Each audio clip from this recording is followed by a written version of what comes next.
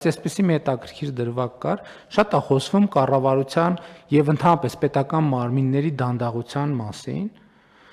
բայց նաեւ իմ հետազոտությունը այն է, որ աշխարհի բոլոր կառավարություններն են դանդաղ, այսինքն կառավարության գործառույթներից մեկն է դանդաղ լինելը, իհարկե շատ կարեւոր է, որ դանդաղության մեջ մենք լինենք արագ, բայց ինքը կառավարությունը դանդաղ մարմին է, որովհետև կառավարությունը մարմինն է, որ պարտավոր է 7 չափի 1 կտրի, այլ 8-9 չափի 1 կտրի։ Ուրիշ բան եղավ, ես մի ընկերության, որ հարգելի գործընկերոջ, որ բարձրացնում էր այս հարցը, ասացի, կներեք, իսկ ձեր ընկերությունը ինչ պլանավորում ունի, այսինքն դուք ձեր գործունեությունը ինչ ժամկետի համար եք պլանավորում, ինքը ասեց 6 ամսից մի տարի ասեց, թե 5 տարի, 6 ամսից մի տարի, հա, ասեց, դե մեր պլանները 6 ամսից մի տարի է, ասցի, էդ է պատճառը, որ դուք ասում եք դանդաղ է, որովհետև դուք, մենք բոլորս, մենք նույն ձևի մտածող մարդիկ ենք, չէ, մեկը կյանքը մեկին բերել է, կառավարություն, մյուսին տարել է բիզնես, բայց նույն մարդիկ ենք, մենք ուզում ենք այսօր պլանավորենք 6 ամսվա պլան, այսօր ընդունում ենք, որ 6 ամսից պետք է իրականացնենք եւ տանում ենք կառավարությանը համանքին ասում ենք դե շուտ արեք 3 օրում 4 օրում տեն չի լինելու, ընթացակարգ կա։ Այսինքն, որպեսզի մենք ժամանակին անենք, դա պետք է պլանավորվի ոչ թե մի շաբաթ առաջ, այլ պետք է պլանավորվի 2 տարի առաջ, որովհետեւ իրենք գալիս են կառավարության ընթացակարգերում կառավարական կամ համայնքի ընթացակարգերի մեջ եմ մտնում, դե ասում է ուշանում եմ քշի, բայց ասում ես մի րոպե եղբայր, սա տաքսի չէ, էլի, սա ավտոբուս է, որովհետև ավտոբուսը ունի իր երթուղին, ավտոբուսը ունի իր արագության ստանդարտը, ավտոբուսը ունի իր անվտանգության յուրահատուկ կանոնները, ավտոբուսը ունի կանգառներ, ինքը ամեն կանգառում պետք է կանգնի։ Հնարավոր չի բարձրանալ ավտոբուս եւ ակնկալել, որ տաքսի կամ այլ ավելի արագ տրանսպորտային միջոցի բանով տեմպով մենք կարող ենք առաջ գնալ։ Ուրիշ բան, ավտոբուսը պետք է արագ լինի, բայց ավտոբուսը կարող լինի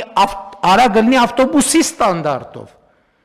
Մենք չենք կարող ավտոբուս նստենք, ասենք ուզում ենք, որ տաքսո արագությամբ քշես։ Չի լինի տենց, եթե մենք տաքսո արագությամբ քշենք, ուրիշ քաղաքացիներ, որ պետք է կանգառներում իջնեին, կսկսեն պատուհաններից թռնել կամ առնվազն միջադեպեր կլինեն ավտոբուսի վարորդի հետ։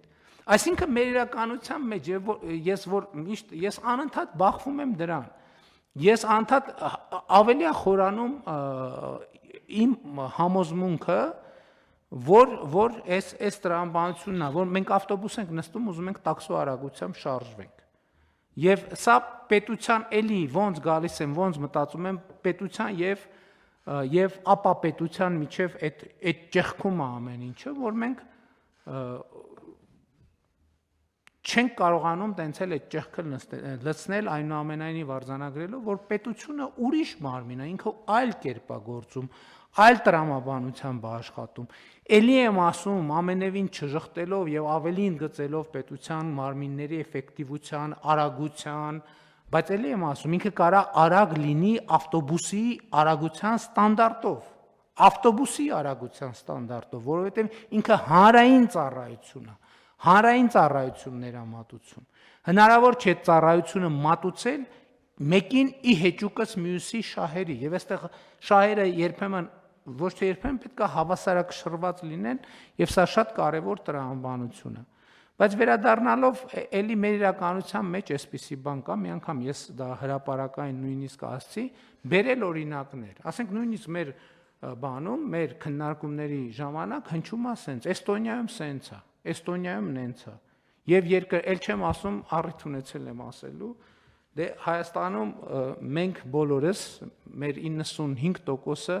Իսրայելի հարցով փորձագետ է, Իսրայելի ու Սինգապուրի։ Ինչ խոսում ես, մեկ է հազարավոր մեկնաբանություններ, Սինգապուրում սենց է, Իսրայելում նենց է, բանում, ժողովուրդ մենք կներեք այս խոսույթներն էլ նշանակում են էլի մեր բանը, մեր վերաբերմունքի անլրջությունը, որովհետև հատկապես պաշտոնական քննարկումների ժամանակ, եթե որևէ մեկը որևէ երկրի, որևէ օրինակի անուն տալիս է, ինքը պետք է գոնե նվազագույն փորձագիտական գիտելիքներ ունենա, թե ինչի մասին է խոսում։ Մեր իրականության մեծագույն խնդիրներ, եւ ել եմ ասում, ընդ որ ես խոսում եմ մեր իրականության խնդիրների մասին, ստեղ ամենամեծ գայթակղությունն է նա, որ տպավորություն ստեղծվի, թե ես խոսում եմ ուրիշների մասին։ Ոչ, ես խոսում եմ առաջին հերթին իմ մասին, որովհետեւ ես այս հանրության մի մասն եմ եւ մենք բոլորս մեր հանրության մի մասն ենք։ Բայց մենք պետք է ինքնահայեցում անենք, ասենք չի կարելի սենց, էլի մեկ էլ բանի լուրերով ասենք մի հատ կամ բանում Facebook-ում կամ YouTube-ում մի հատ reel ենք նայում, բան տենց ու հաջորդ օրը չենք համբերում, որ օրը լուսանա եւ երբ ենք միկրոֆոն գտնելու, ասել որ գիտեք բանում Դանիայում սենց է։ Չի կարելի տենց անել։ Չի կարելի տենց անել։ Որտեւ հիմա ասենք ես այնքան Հայաստանում Էստոնիայի մասին այնքան բան եմ լսել, Էստոնիայի թվայնացման, Էստոնիայում հանրային կառավարման եւ այլն, ինչ գնացել եմ այնտեղ տեսել, 90%-ը կապ չունի այն ինչի օրինակը բերում են։ Էստոնիայում թվայնացում սենց է, ասում եմ, Էստոնիայում 2002 թվականից բանը ID քարտը պարտադիր է։ Եվ ես հարց եմ տվել, ասել եմ լավ, ո՞րն է գաղտնիքը, ժողովուրդ ջան, ասեք, ո՞րն է գաղտնիքը, որ դուք առաջատար երկիրն եք թվայնացման բնագավառում։ Եվ հնչել եմ հստակ ես,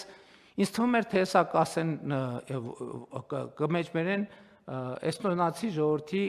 առանձնահատկություններ, որը իհարկե կա, չի կարա, ամեն երկիր ունի իր, բայց ստացել եմ շատ պարզ պատասխան։ Մենք 2002 թվից ID քարտը դարձրել ենք պարտադիր բոլորի համար, այո, բոլորի համար, բայց բոլորի համար, այո, բոլորի համար, բայց իսկականից բոլորի համար, այո, իսկականից բոլոր նշանակում է բոլոր, այսինքն հիմա պատուհանից ում որ ցույց տանք իրանց համար էլ է պարտադիր, այո, բոլոր նշանակում է բոլոր, մեր մոտ բոլորը գիտեք ինչ նշանակում, եկեք գնանք ցանկացած որոշում նայենք, ցանկացած օրենք նայենք, բոլոր նշանակում է, բացի սրանից,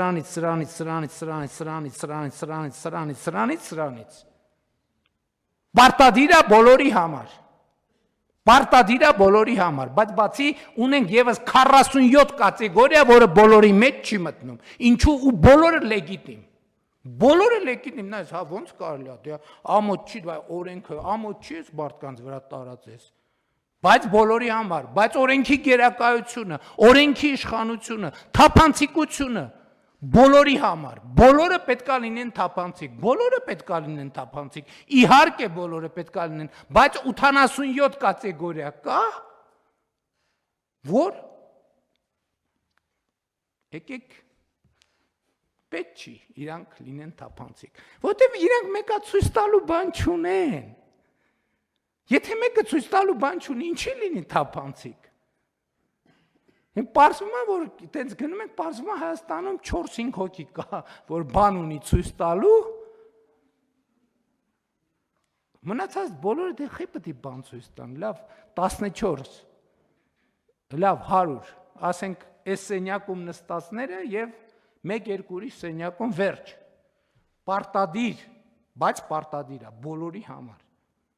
բայց ընդ մի հատ անցումային դրույթ կա, որ դե 1200 տող կատեգորիայի համար դա չի վերաբերվում նենց ամեն ինչը, սենց պետություն չենք դառնա սենց մենք, չենք դառնա ու դրա համար էլ չենք դառնում, ամեն ինչը, մեր մոտ ամեն ինչը պարտադիր, ընդ որում ամեն ինչի մեջ կա, քրեական օրենսգրքում գրած չի մեկական կատեգորիաներ, որ դա իրանց չի վերաբերվում, քրեական դատավարության օրենսգրքում, քաղաքացիական երթևեկության կանոնների մեջ, երթևեկության կանոնը վերաբերվում է նրան, ով կռուտոյ չի, էդ էլ նայած, մարդ կա, որ արագության խախտման կռուտոյ է, բայց լուսացույցի տակ կանգնելու դեպքում կռուտոյ չի, եւ այդպես շարունակ, Դրա համար է օրենքի նկատմամբ մեր երկրում էսա վերաբերմունքը, որովհետև դե թե օրենք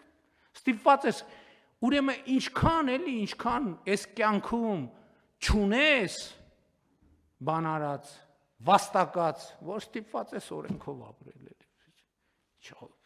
Ոնց այս կյանքում բայց դպրոց, մանկապարտեզ, բու, աշխատավարձ, վերջը քուչա կա, վերջը բան կա, ծնունդ կա, այդքան չունես քո կյանքում արած, որ բան ունենաս, բացառություններ ունենաս։ Ոստեղ խնդրեմը